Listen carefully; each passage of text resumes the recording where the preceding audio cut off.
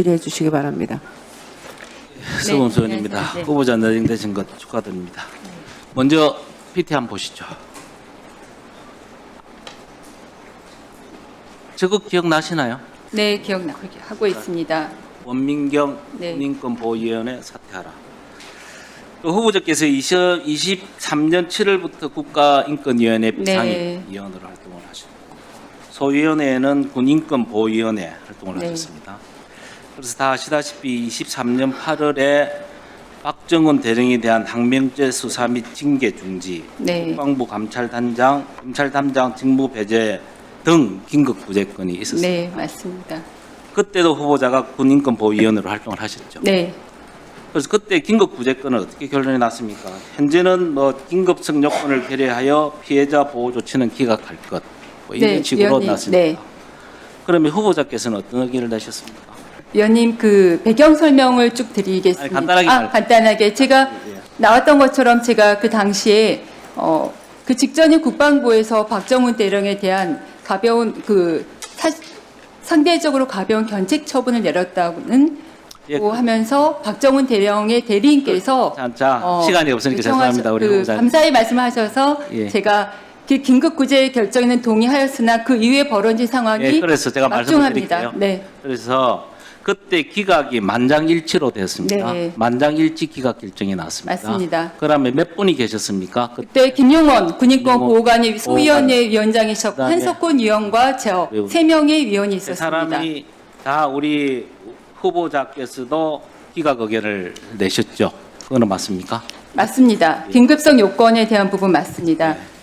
그래서 그 당시에 군인권센터나 이런 데서 김용훈, 원미경, 한석훈 인권위원 즉각 사퇴하라 성명서를 냈고 또 박정훈 대령 집단 린치에 가서했다는 표현까지도 했습니다. 그러면서 이런 비상임위원회에게 항의 전화를 걸어주세요라는 식으로 네. 뭐 많이 퍼뜨려졌습니다. 그때 우리 전화 몇 번 받으셨어요?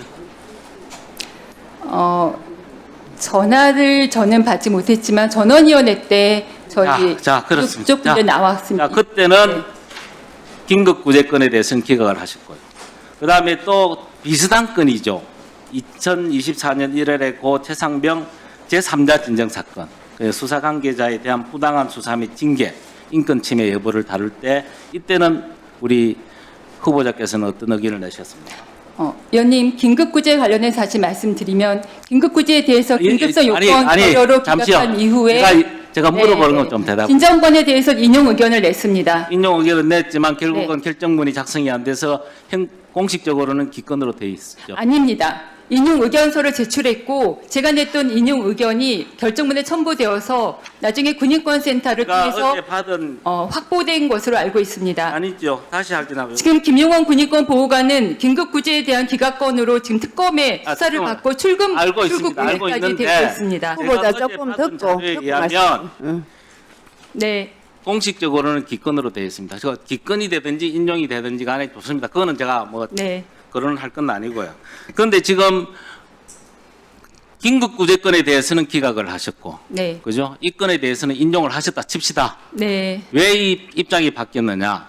예를 들면 조금 전에 우리 말씀하셨다시피 김용원 군인권보호관은 그 결정을 바꾸었어. 예를 들면 이종섭 장관하고 통화를 해서 처음에는 뭐 항의서를 낼 정도로 그렇게 반발을 하더니 갑자기 기각으로 바뀌었다라고 해서 지금 특검에서 네. 무슨 압력이 있었는지를 조사를 하고 있습니다. 그렇죠? 지금 네, 맞습니다. 마찬가지로 우리 후보자께서도 그때는 기각을 내셨는데 왜 그 이후의 문제 비슷한 이야기잖아요. 이 건 자체가 이때는 왜 인용 결정을 하셨는지 네. 바뀌어 버렸잖아요. 이것도 특검의 시각으로 보면 여러 가지 정치적인 압력이나 정치적인 영향력에 의해서 우리 원 후보자께서 입장을 바꿨다라고 생각이 들거든요. 위원 어떻습니까? 설명드려도 될까요? 간단하게 말씀하시죠. 아까 말씀드렸던 견책 결정 이후에 긴급성 요건이 결여되었다고 생각해서 긴급구제 기각에 동의한 건 사실입니다. 아. 그런데 바로 다음 날 예. 국방부에서 박정훈 대령에 대한 영장 청구를 해서 저는 그날 밤잠을 이루지 못하고 알겠습니다. 다음날 알겠습니다. 김용건 의원을 찾아가서 후보자님. 군인권 보위원회 알겠습니다. 그 정도 긴급 소집을 요구했습니다. 후보자님. 이 나와 있습니다. 예, 예. 네. 후보자님 조금 기다리세요. 질문 받고요. 아니 그래서 지금 제일 중요하게 생각하는 해병 특검의 경우에 네. VIP 경로설 플러스 네. 이 긴급 구제권이 왜 기각이 됐는지 거기에 대해서 지금 특검이 수사를 하잖아요. 네. 그 긴급 구제권에 대해서 심의를 한 세 사람 중에 한 분입니다. 지금 원 후보자께서. 네. 거기에 같이 의견을 동의를 해서 만장일치로 기각을 시켰어요. 거기에 대한 반성이나 이런 건 없습니까? 위원님, 저는 그때 형식적으로 외견상으로 보면 분명히 긴급 조치권에 대해서 긴급 구제권에 대해서 우리 위원님도 그 기각한 부분에 대해서는 책임을 지셔야 된다. 그래서 저는 본 의원의 입장에서 보면 우리 원 후보자께서도 김용은 군인권 보호관처럼 특검의 수사 대상이 되어서 수사를 받아야 될 상황이라고 나는 봐요. 위원님, 제가 답변 드리겠습니다. 저는 당시 군인권 인권위원이 된 지 한 달째였고 군인권 보호관이 그렇게 입장을 돌변할지 몰랐고 더더군다나 이종섭 장관과 전화통화를 한 사실을 몇 달 뒤에 알았습니다. 저는 군인권 보호위원회 내내 군인권 보호를 위한 활동을 펼쳐왔습니다. 예.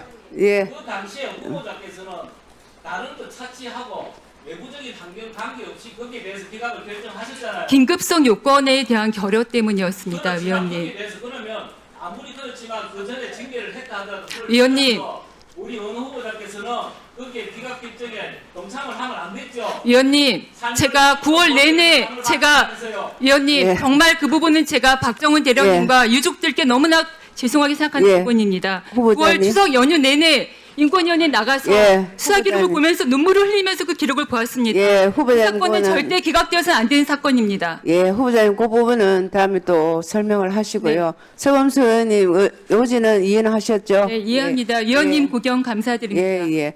자, 지금 오전 1차 질의 다 못했습니다만은 잠시 정회를 하였다가 오후 2시 30분에 속개하여 1차 질의를 계속하도록 하겠습니다. 정회를 선포합니다.